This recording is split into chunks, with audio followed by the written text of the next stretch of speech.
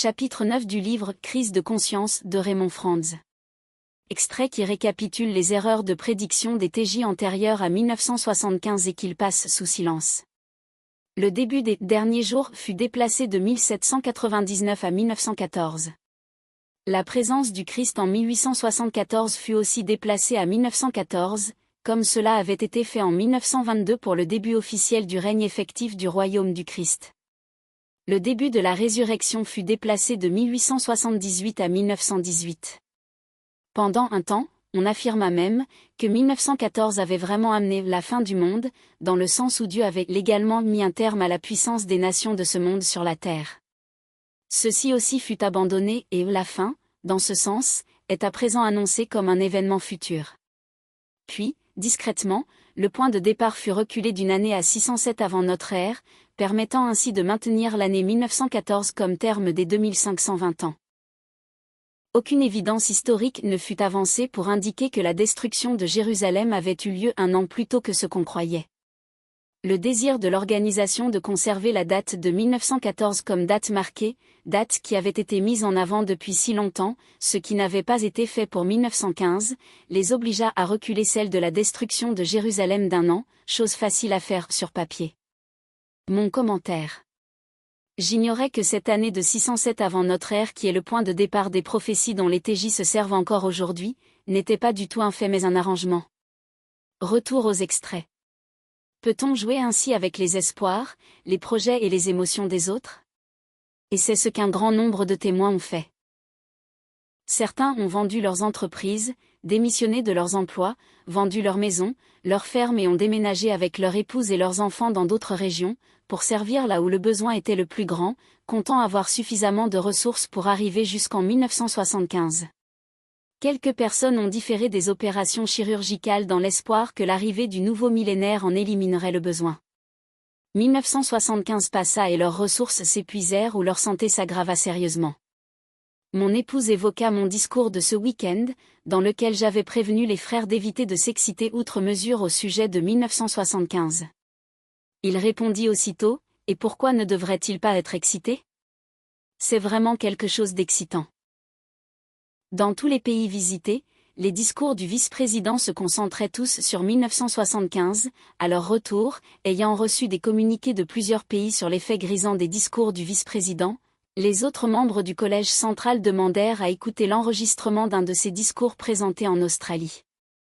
Son discours, le vice-président disait de 1975, que c'était une année de grandes possibilités, aux probabilités immenses.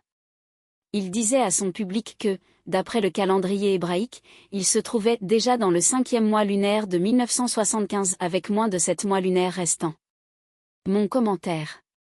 Je n'arrive toujours pas à comprendre comment les TJ parviennent à fermer les yeux là-dessus et pire à critiquer ceux qui ont été spirituels en tenant compte de ce que ce prétendu canal de Dieu nous transmettait. Je laisse Raymond donner la conclusion qui s'impose. Voici ce qu'il dit. Manque d'honnêteté d'une organisation.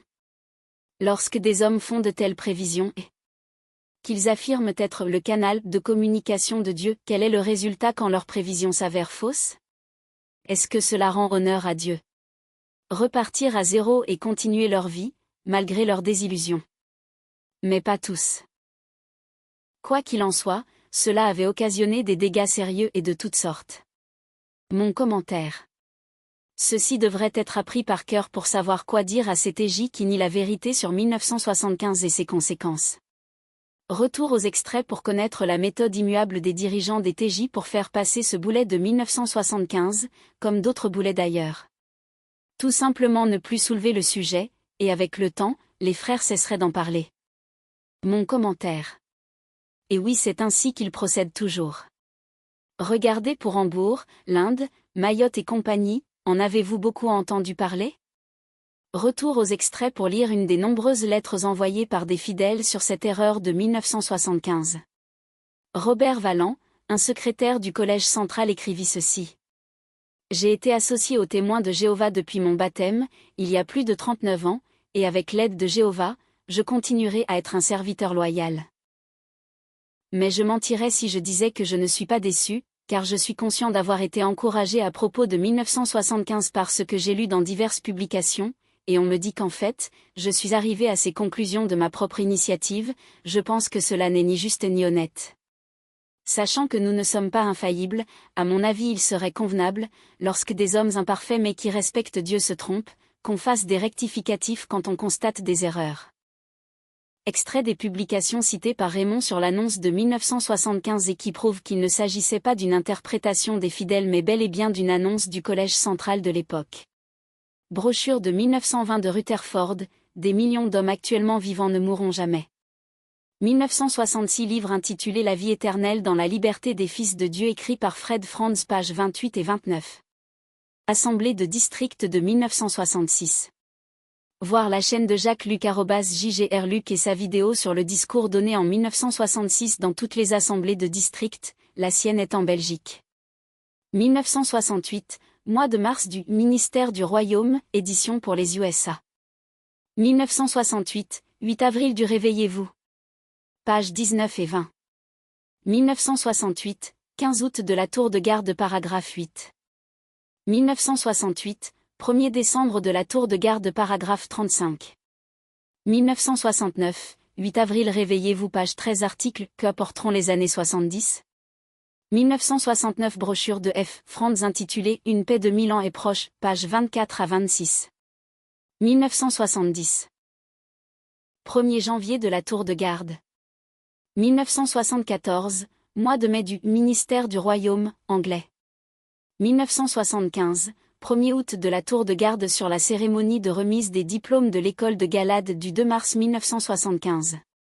Pour conclure, je vous invite à lire La seule reconnaissance de tort très timide dans la Tour de Garde du 15 juin 1980 page 17 paragraphes 5 et 6 qui montre donc que cette pseudo-prophétie de 1975 existait.